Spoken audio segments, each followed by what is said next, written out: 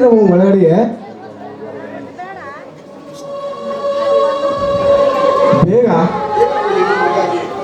ಅಂಬಿಕಾ ದೇವರ ಗುಡಿಯಲ್ಲಿ ನಿನಗಾಗಿ ನಿನ್ನೆ ಗೆಳತರು ಯಾರು ಕಾಯ್ತಿದ್ದಾರಮ್ಮ?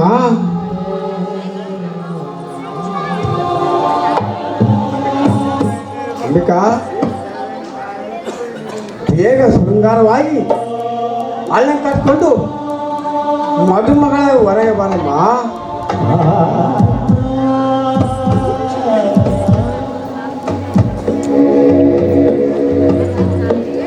ಹುಚ್ಚಿ ಉಳಿಯತ್ತೆ ಈ ಊರಿಗೆ ಎಷ್ಟು ಕಾಲ ಕಟ್ಕೊಂಡು ಬರೋದು.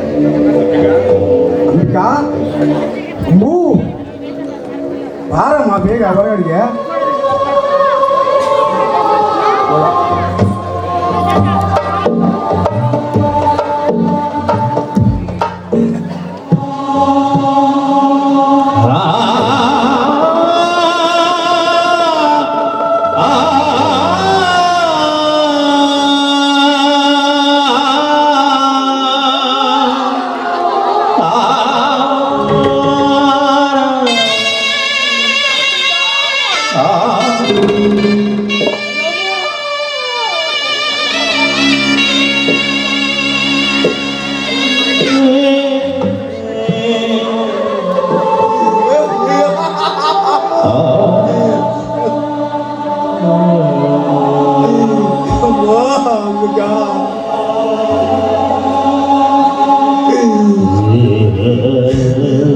ಎಂಥ ಅನುವಾದ ಮಾಡಿಕೊಂಡಿರಮ್ಮ.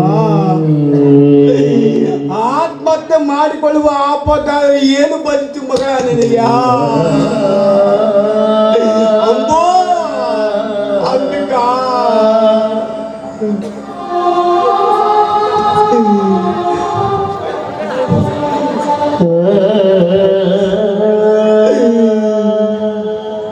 ಮದುವೆ ದಿವಸ ನನಗೆ ಎಂತ ಮೋಸ ಮಾಡಿದಮ್ಮ. ಮದುವೆಗೆ ಬಂದ ನನಗೆ ಏನಂತ ಉತ್ತರ ಕೊಡಲಮ್ಮ ಅಂಬಿಕಾ.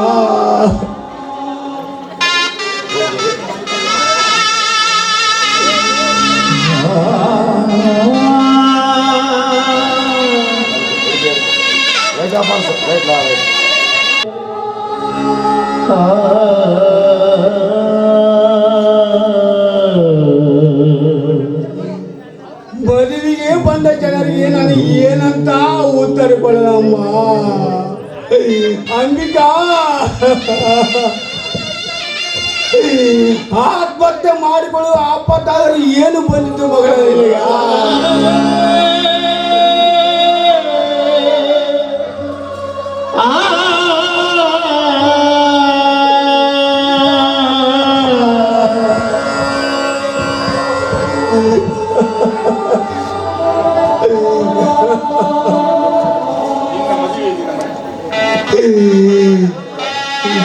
ಈ ಮದುವೆ ನಿನ್ನ ಮನಸ್ಸಿಗೆ ಬರಲೇನಮ್ಮ? ನೀ ಮೆಚ್ಚಿನ ಮಾವನೆಂದಿಗೂ ನೀ ಮದುವೆ ಮಾಡಿಕೊಳ್ಳುವ ನಿನ್ನ ಹೃದಯ ಒಪ್ಪಲಿಲ್ಲವೇ ಅಂಬಿಕಾ?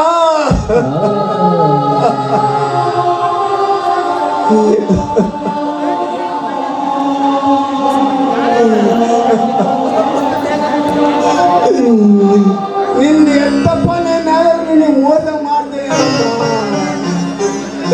ಅಂಬಿಕಾ.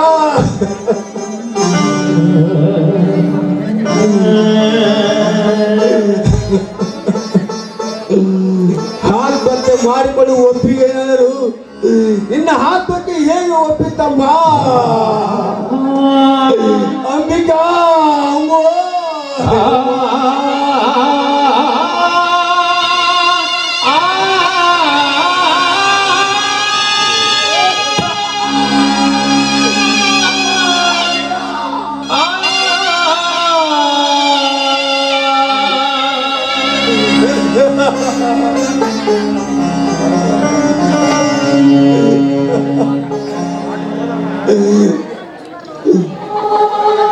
ಮಲಗುವಾಗ ಮಧ್ಯರಾತ್ರಿ ಹೇಳಿದ್ದೀರಮ್ಮ. ಯಪ್ಪ ನಾನು ಮದುಮಗಳಾಗಿ ಮದುವೆ ಮಂಟಪದಲ್ಲಿ ಹೋಗುತ್ತಂತ ಹೇಳಿದ್ದೀರಮ್ಮ. ಮದುವೆ ಮಂಟಪ ಕುಂದ್ರ ಬದಲು ಮದುವೆ ಮಶಾನಾಗಿ ಬಲಿಗಿದೆಯಲ್ಲಮ್ಮ ಅಂಬಿಕಾ.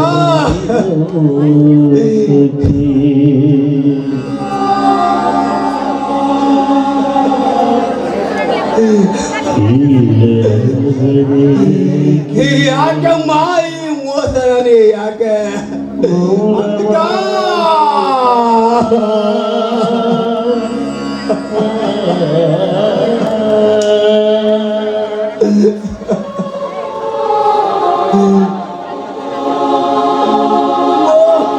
ತಂದೆ ಪ್ರೀತಿ ಮರೆತು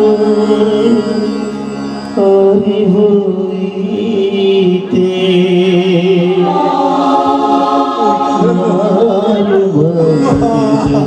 ಸಖಿ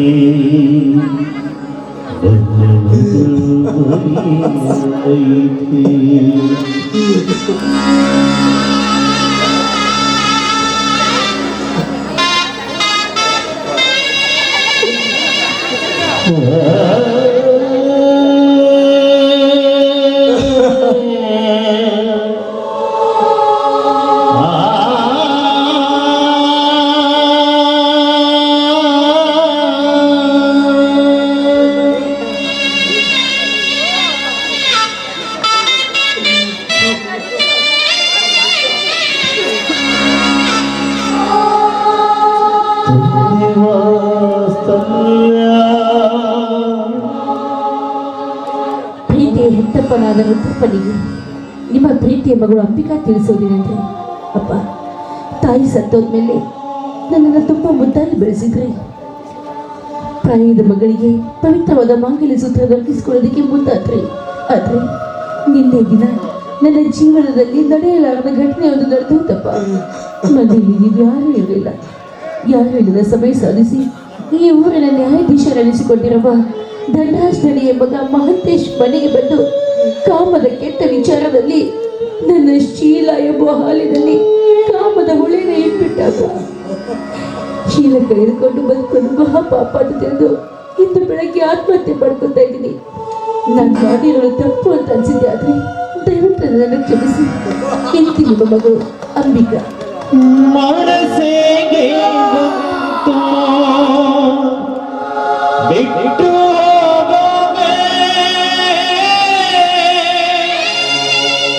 ಕಾರಣ ಹೇಳುವೆಯ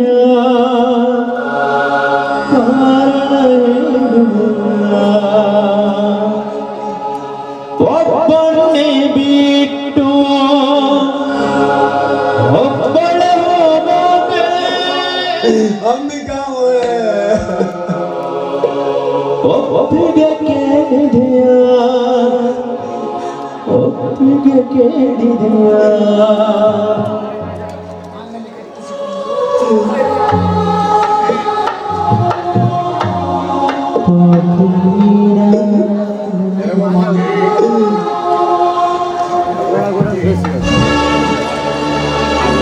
ಏನವ್ವ ಮಾಂತೇಶ,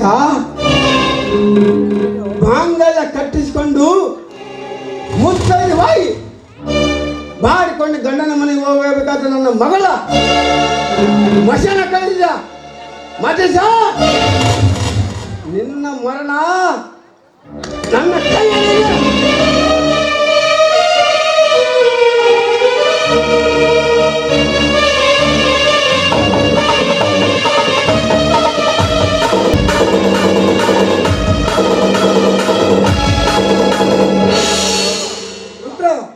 ಎಲ್ಲಿಗೆ ಹೊರಟಿರುವೆ? ಮುಂದಕ್ಕೊಂದು ಹೆಜ್ಜಿಟ್ರೆ ನನ್ನ ಯಾವ್ದ ದಯವಿಟ್ಟು ಮುಂದಕ್ಕೆ ಬರಬೇಡ್ರಿ. ಮದುವೆಗೆ ಬರ ಮಾನವರಲ್ಲ ನೀವು, ಮಾನವರನ್ನ ತಿನ್ನಾಕುವ ಬೋಮಿಕರು ನೀವು. ರುದ್ರ, ಯಾಕೋ ಏನಾಗಿದೆ ನಿನಗೆ? ಮದುವೆಗೆ ಬಂದ ಅತಿಥಿಗಳಿಗೆ ಮನ ಬಂದಂತೆ ಅವಮಾನಗೊಳಿಸಿರುವೆಯಲ್ಲ, ಯಾಕೆ? ಏನಾಗಿದೆ ನಿನಗೆ? ನಮ್ಮ ಕಂಡ್ರೆ ಅದ್ರ ನಡುತ್ತಿದ್ದಿ ಅಂಥವನು ಮಗಳ ಮನೆಗೆ ಬಂದವರಿಗೆ ಬಾಯಿ ಬಂದಂತೆ ಬೋಳ್ತಾರಿಯಲ್ಲ, ಯಾಕೆ? ಏನಾಗಿದೆ ನಿನಗೆ?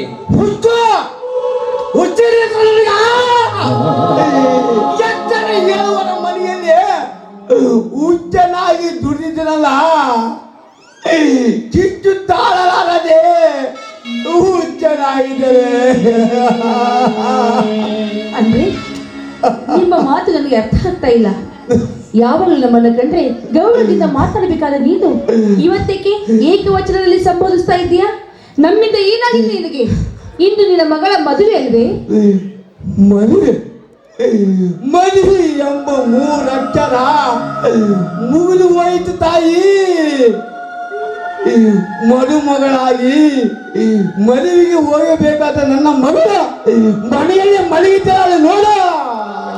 ಅಂದ್ರೆ ನೀನು ಹೇಳುವ ಮಾತು ಮದುಮಗಳಾಗಿ ಮಗಳೇ ನನ್ನ ಮಗಳೇ. ಮಗಳು ಏನಾಗಿದೆ ನಿನ್ನ ಮಗಳಿಗೆ? ನನ್ನ ಮಗಳು ಆತ್ಮಹತ್ಯೆ ಮಾಡಿಕೊಂಡಿದ್ದಾಳೆ. ಏನ್ ಹೇಳ್ತೀರಿ ನೀನು? ಈ ಮಾತು ಸತ್ಯವೇ? ಸತ್ತರಲ್ಲಿ ಸತ್ತು ಸುಂದರವಾಗಿ ಅಲ್ಲಿ ನೋಡು ಅಲ್ಲಿ ಮರೀತ ಅಲ್ಲಿ ನೋಡು. ಮನಸ್ಸಿಗೆ ಬಂತು ಬಿಟ್ಟು ಹೋಗಬೇಡ. ಕಾರಣ ಹೇಳುವೆಯ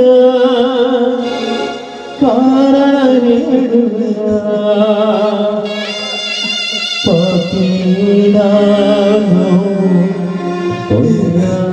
ನೀನು ರುದ್ರ, ನಿನ್ನ ಮಗಳು ಆತ್ಮಹತ್ಯೆ ಮಾಡಿಕೊಳ್ಳುವಂತ ಆಪತ್ತು ಏನಿತ್ತು ನಿನ್ನಲ್ಲಿ? ಯಾವ ಕಾರಣಕ್ಕಾಗಿ ಆತ್ಮಹತ್ಯೆ ಮಾಡಿಕೊಂಡಳು? ಯಾವ ಅವಮಾನಕ್ಕಾಗಿ ಆತ್ಮಹತ್ಯೆ ಮಾಡಿಕೊಂಡಳು? ಆಪತ್ತು ಅವಮಾನ ಅಪಮಾನ ಎಂದು ತಂದುಕೊಂಡವಲ್ಲ ನನ್ನ ಮಗಳು. ಅಪಮಾನ ಮಾಡಿ ಅವಮಾನಗೊಳಿಸಿ ಆಪತ್ತು ಒದ್ದೆಗಳಿಸಿ ನನ್ನ ಒಳಗ ಅಡ್ಡರ ಆಯಿತು.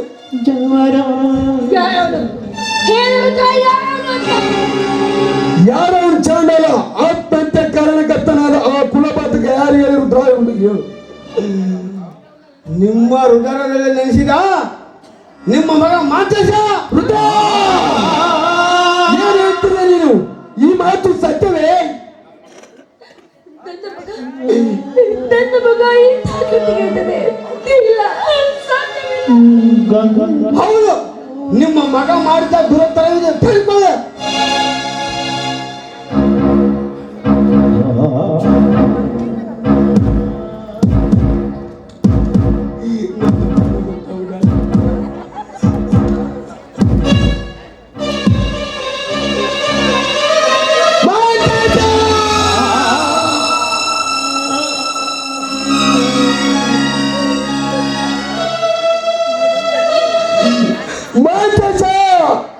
ನಾನು ನಿನ್ನ ಆರುಡ ಸಿದ್ಧಲಿಂಗೇಶ್ವರ ಮಠದಲ್ಲಿ ಸಾಕಿದ ಗಿಣಿ ಎಂದು ನಾನು ತಿಳಿದಿದ್ದೆ. ಆದರೆ ನೀನು ಕಟಕನ ಮಾತು ಕೇಳಿ ಅಸಮಾಂಸ ತಿನ್ನುವನು ಅದು ನೀನಂತ ನಾನು ತಿಳಿದಿಲ್ಲ ಮಾತೇಶ. ನನ್ನ ಮಗ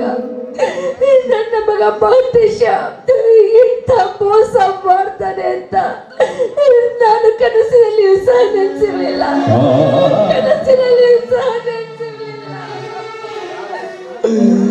ಯಾರು ಇರಲಿಲ್ಲ ಈ ಸನ್ನಿವೇಶ. ಆದರೂ ನನಸು ಮಾಡಿಕೊಂಡು ಓದೋನೇ ಇಲ್ಲ. ಹೀಗೆ ಉಳಿದುಕೊಂಡಿರೋದು ನಾವು ಈ 3 ಜನ. ಸುಂದರವಾಗಿ ಸನ್ನಿವೇಶ ಹೇಳಿ ನಿಮ್ಮ ಮನಸ್ಸಿಗೆ ಸಂತೋಷ ಪಡೆಯುವುದು. ಇಂಥ ಸಂತೋಷ ಸಮಯ ಮತ್ತೆ ನಿಮಗೆ ಸಿಗಲಾರದು.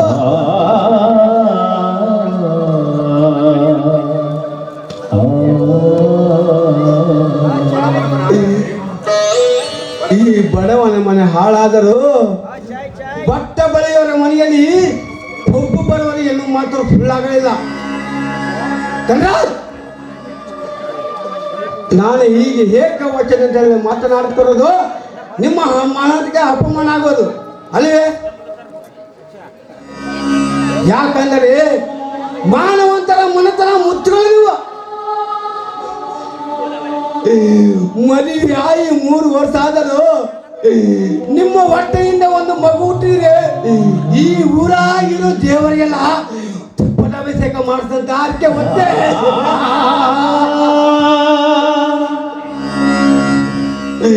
ಆದರೆ ನಿಮ್ಮ ಮಗ ಹಾಲು ಎರೆದವರಿಗೆ ವಿಷ ಕೊಟ್ಟು ಹೋದ. ಮಾನವಂತರ ಮನತನರ ಅಂತ ಒಂದು ದುಡಿದೆ ಎತ್ತಾಡಿಸಿದೆ ಮನುಷ್ಯನ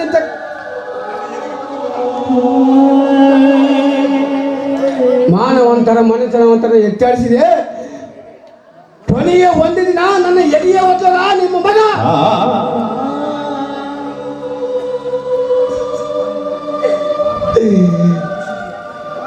ಮಾನವಂತರ ಮನೆತನವಂತರ ಪ್ರಮಾಣಕದಿಂದ ದುಡಿದೆ. ಆದರೆ ಮನುಷ್ಯನಿಗೆ ತಕ್ಕ ಪ್ರತಿಫಲ ನೀಡಿದರೆ ಈ ನಿಮ್ಮ ಋಣ ನನ್ನ ಯಾವ ಕಾಲಕ್ಕೆ ಮರೆಯಲಾರ ಜನರ.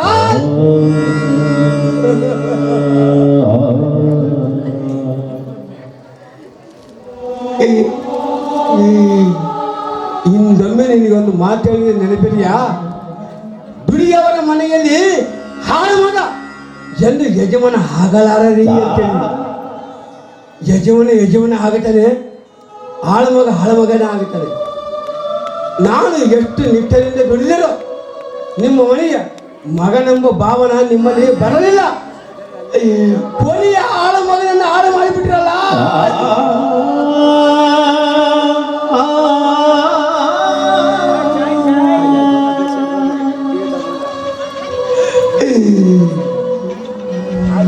ನಿಮ್ಮಂಥವ್ರನ್ನ ಏನಂತ ಕರಿಬೇಕು ಗೊತ್ತಾ? ನಂಬಿದವರಿಗೆ ಕುತ್ತಿಗೆ ಕಟ್ಟು ಸಾಕುವ ಅಂತ ಕರಿಬೇಕು. ಏನ್ ಮಾತಾಡ್ತಾ ಇದೆಯಾ ನೀನು?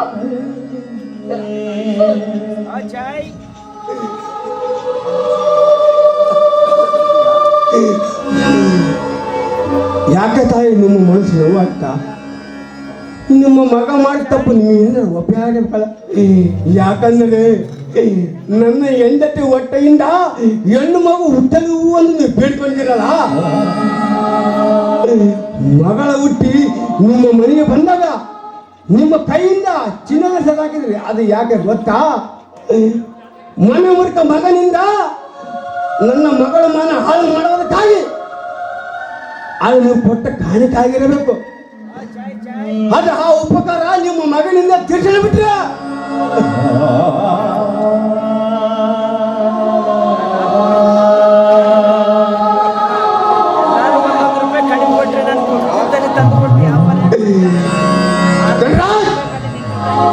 ಮಾತನಾಡ. ಯಾಕೆ ಮೌನವಾಗಿದ್ದಾರೆ? ಮಾತನಾಡಕ್ಕೆ ನಾಳೆ ನಾಚ್ಕೊಂಡಿದ್ದ, ಧೈರ್ಯ ಹರಿದುಕೊಂಡಿದ್ದ. ಮಾತನಾಡಿ ಈ ರೀತಿ ತಪ್ಪಿ ಹೋಯ್ತ. ಸುತ್ತು 40 ನಾಯಿ ಹೇಳುವರು ನೀವು. ನ್ಯಾಯವಂತರು, ನೀತಿವಂತರು, ಮಾನವಂತರ ಮನೆಯ ಅಂಗಳದಲ್ಲಿ ಒಂದು ಹಾವು ಹುಟ್ಟು ಮಾಡಿತು. ಅದು ನಿಮಗೆ ಗೊತ್ತಿಲ್ಲ. 10 ಜನರಿಗೆ ಅಮೃತ ಪಡಿಸಿದ ನಿಮ್ಮ ಮನೆಯ ಹುಟ್ಟಿನಲ್ಲಿರುವ ಹಾವು ನಂಬಿದವರಿಗೆ ವಿಷಪಡಿಸುತ್ತಿತ್ತು.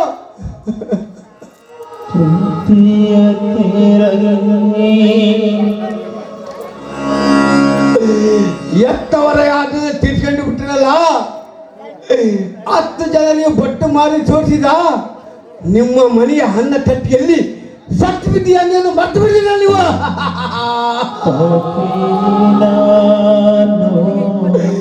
ಇದು ಮಾನವಂತರ ಮನೆತನ ಕತೆ ಅಲ್ಲ.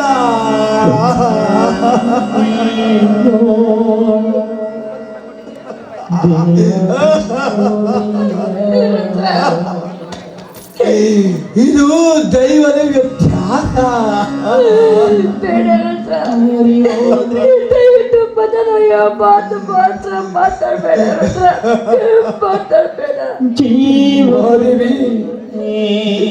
ಸ್ವಲ್ಪ ನೀನು ಮೌನ ತಳ್ಳಿಲ್ಲ. ಮಧ್ಯದಲ್ಲಿ ಮಾತನಾಡಬೇಡ. ಮಾತಾಡೋರ ಹತ್ರ ಏನು ಬೇಕಾಗಿತ್ತು ಮಾತನಾಡಿಬಿಡು. ಇದಕ್ಕೆ ನನ್ನ ಏನು ಅಭ್ಯಂತರವಿಲ್ಲ. ಏಕೆಂದರೆ ಮನನೊಂದು ಮಾತನಾಡವರ ಮುಂದೆ ನಾವು ಮರಳಿ ಮಾತನಾಡಬಾರದು. ತಪ್ಪಾಗುತ್ತದೆ. ಎತ್ತ ಮಕ್ಕಳನ್ನು ಕಳೆದುಕೊಂಡಿರೋ ನೋವು ಎತ್ತ ಕರುಳಿಗೆ ಗೊತ್ತಾಗುವುದು ತಪ್ಪ ನಿಂತು ನೋಡುವವರಿಗೆ ತಿಳಿಯಲಾರದು. ರುದ್ರ, ಈಗ ನಿನ್ನ ಮಗಳು ಸತ್ತಿಲ್ಲ ರುದ್ರ, ನನ್ನ ಮಗಳು ಸತ್ತಿದ್ದಾಳೆ. ಮದುವೆ ನಿಂತಿತ್ತು ನಿನ್ನ ಮಗಳ ಮದುವೆ ಅಲ್ಲ ರುದ್ರ, ನನ್ನ ಮಗಳ ಮದುವೆ. ಮಗ ಮಾಡಿದ ತಪ್ಪನ್ನು ಮೆಚ್ಚಿಕೊಳ್ಳುವಂತನು ಮೂರ್ಖನು ನಾನಲ್ಲ. ಯಾರೇ ತಪ್ಪು ಮಾಡಿರಲು ತಪ್ಪು ತಪ್ಪೇ. ತಪ್ಪು ಮಾಡಿದವರು ಎಂತ ದೊಡ್ಡವರಿದ್ದರೂ ಸಣ್ಣವರಾಗುತ್ತಾರೆ. ರುದ್ರ, ಈಗ ನೀನು ಬರೀ ಮಾತಿನ ಪೆಟ್ಟಿನಿಂದ ಹೊಡೆದ್ರೆ ಅಷ್ಟೇ ಅಲ್ಲ, ನಿನ್ನ ಕಾಲಲ್ಲಿರುವ ಕೆರುವಿನಿಂದ ಹೊಡೆದ್ರೆ ನಾನು ಒಪ್ಪಿಕೊಳ್ಳುತ್ತೇನೆ. ಏಕೆಂದರೆ ತಪ್ಪು ಮಾಡಿದ ಎತ್ತಿದ್ದು ಹಡದವರ ಕರ್ಮ, ಕರ್ಮ ಕಳೆದುಕೊಳ್ಳುವುದು ಎತ್ತವರ ಧರ್ಮ ಅಂದಾಗ ನೀನು ಮಾತನಾಡುವರದಲ್ಲಿ ತಪ್ಪಿಲ್ಲ ರುದ್ರ. ನಿನ್ನ ಮಾತಿಗೆ ನಾವು ಸಿಟ್ಟಾಗಬಾರದು. ಆದರೆ ಇಷ್ಟೇ, ಈಗ ನೀನು ಕಳೆದುಕೊಂಡಿರುವ ಮಗಳು ಮಾನ ಮರಳಿ ಬರಲಾರುವ ರುದ್ರ. ಅದಕ್ಕಾಗಿ ನಿಮ್ಮ ಮಗ ಮಾಡಿದ ತಪ್ಪು ನಾನು ಮತ್ತೆ ಬಿಡಬೇಕಾ? ಮರೆತು ಬಿಡುವ ಅಂತ ಹೇಳಲು ನಾನು ಹುಚ್ಚನಲ್ಲ. ಎಚ್ಚರ ತಪ್ಪಿ ನನ್ನ ಮಗ ಮಾಡಿದ ತಪ್ಪಿಗೆ ಶಿಕ್ಷೆ ಕೊಡುವುದು ನನಗೆ ಬಿಟ್ಟುಕೊಡು. ಅದು ನಿನ್ನ ಕೈಯಿಂದ ಆಗಬಾರದು. 10 ಜನರಿಗೆ ನಾ ಹೇಳಿದ ನಾನು ನನ್ನ ಮಗನಿಗೆ ನಾನು ಶಿಕ್ಷೆ ನೀಡಿದೆ ಹೋದ್ರೆ ಆ ಶಿವನು ಸಹ ನನ್ನ ಮೆಚ್ಚಲಾರ. ಅದಕ್ಕಾಗಿ ನಿನ್ನ ಹತ್ರ ನಾನು ಒಂದೇ ಒಂದು ಭಿಕ್ಷೆ ಕೇಳ್ತಾ ಇದ್ದೀನಿ, ಅದು ಇಲ್ಲ ಅಂತ ಹೇಳಬಾರದು. ಏನು ಕೇಳಬೇಕು ಕೇಳ್ರಿ ರುದ್ರ. ನನ್ನ ಮಾತು ನಡೆಸ್ಕೊಳ್ತೀನಿ ಅಂತ ನನಗೆ ಮಾತು ಕೊಡು ರುದ್ರ.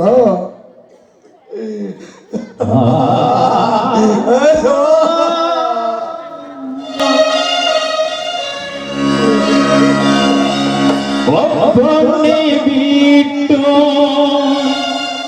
ಒಬ್ಬಳ ಒಪ್ಪಿಗೆ ಕೇಳಿದೆಯ, ಒಪ್ಪಿಗೆ ಕೇಳಿದೆಯ. ಪಾಪಿ ನಾನು ಪುಣ್ಯ ನೀನು, ದೇವರ ಗುರಿಯ ದೀಪವು ನೀನು, ದೀಪ ಏನಿದೆ ಬೇಕಂದ್ರೆ ಕೇಳ್ತೀರಿ ರುದ್ರ. ಸುತ್ತು 40 ಹಳ್ಳಿಗಳ ಜನರ ಮನೆತನದಲ್ಲಿ ನಮ್ಮ ಮನೆಯ ನ್ಯಾಯವಂತರ ಮನೆತನ, ಮಾನವಂತರ ಮನೆತನ. ಇಂಥ ಮನೆತನದಲ್ಲಿ ಹುಟ್ಟಿದ ಮಗ ಇಂಥ ಕೀಳ್ ಕೆಲಸ ಮಾಡಿದ್ದೇನೆಂದು ಮಂದಿಗೆ ಗುಪ್ತವಾಗಬಾರದು. ನಮ್ಮ ಮನೆತನದ ಮಾನ ಮಣ್ಣು ಪಾಲಾಗಿ ಹೋಗುತ್ತದೆ. 10 ಜನರ ಮಧ್ಯದಲ್ಲಿ ನಾವು ಜೀವಂತರಿದ್ದರು ಸತ್ತಂತೆ. ಅದಕ್ಕೋಸ್ಕರ ನಾನೇನು ಮಾಡಬೇಕ್ರಿ ಜನರ? ಯಾವ ಕಾಲಕ್ಕೂ ಯಾರ ಮುಂದೆ ನಿನ್ನ ಮಗಳು ಸಾವಿಗೆ ನನ್ನ ಮಗನ ಕಾಲ ಅಂತ ಹೇಳಬಾರದು ರುದ್ರ. ಇದು ಆತ್ಮಹತ್ಯೆ ಅಲ್ಲ, ಇದು ಆಕಸ್ಮಿಕ ಸಾವೆಂದು ಮುಚ್ಚಾಗಬೇಕು. ಮದುವೆಗೆ ಬಂದ ಜನರಿಗೆ ಹೇಳಿ ಕಳಿಸೋ ಜವಾಬ್ದಾರಿ ನಿನ್ನದು. ನಿನ್ನ ಮಗಳು ಸಾವಿನಿಂದ ನನ್ನ ಮನೆತನದ ಮಾನ ಹೋಗಬಾರದು ರುದ್ರ. ನನ್ನ ಮನೆತನದ ಮಾನ ಉಳಿಸ್ಕೊಡಂತ ನಿನ್ನ ಹತ್ರ ನಾನು ಕೈ ಮುಗಿದು ಕೇಳಿ. ಇಷ್ಟಕ್ಕೂ ನಿನಗೆ ಕರುಣೆ ಬರೆದು ಹೋದ್ರೆ ನಿನ್ನ ಕಾಯಿ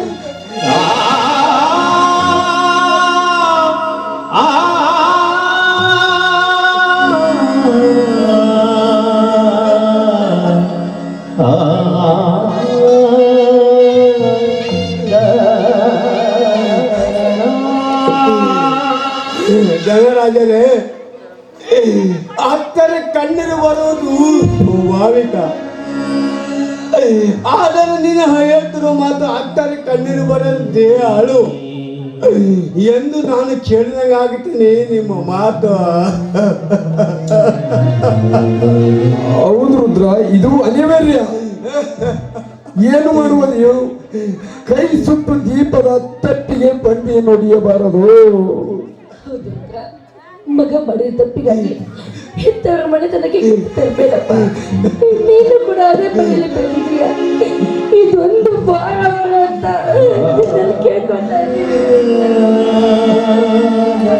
ಮಹಾದೇವಿ, ರುದ್ರ ನಮ್ಮ ಮನೆತನಕ್ಕೆ ಇಟ್ಟು ಅಭಿಮಾನ್ಯ ನಿನ್ನ ಮಗ ಹಿಡಿಯಲಿಲ್ಲ. ಆ ಅಭಿಮಾನ್ಯ ಮೊದಲು ನೀನು ಗುತ್ತು ಮಾಡಿಕೊ ಮಹಾದೇವಿ.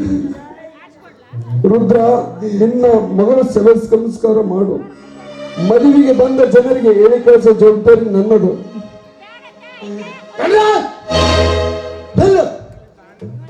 ಒಂದ್ ಹೆಜ್ಜೆ ಮುಂದೆ ಕೊಟ್ಟರೆ ನಿಮ್ಮ ಮನೆಯ ಅನ್ನ ಒಂದು ಋಣಕ್ಕಾಗಿ ನಿಮ್ಮ ಮಾತನ್ನು ನಾನು ನಡೆಸಿಕೊಡ್ತೇನೆ.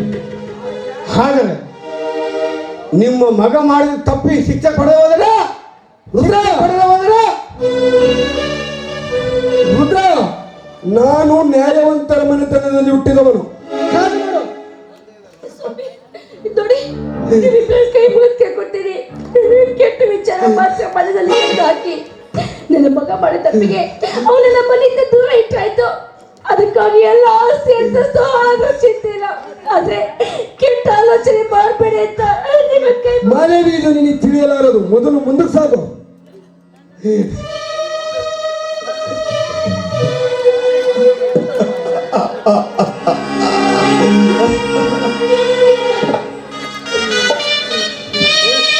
ಮೇಲು ಕೀಳು ನೋಡುವುದಿಲ್ಲ, ಕಷ್ಟನಷ್ಟು ಬಾಳು ಎಂದು ಬೇವು ಬಯಸು. ಯಾರಾದರೇನು ವಿಧಿಯ ಕಣ್ಣು ಬಿಡದೆ ಯಾರನು, ಏನಿದ್ದರೇನು ಎಲ್ಲವನ್ನೂ ನಂಬುಳು. ಇದ್ದರ ಗುಡಿಯೊಳಗೆ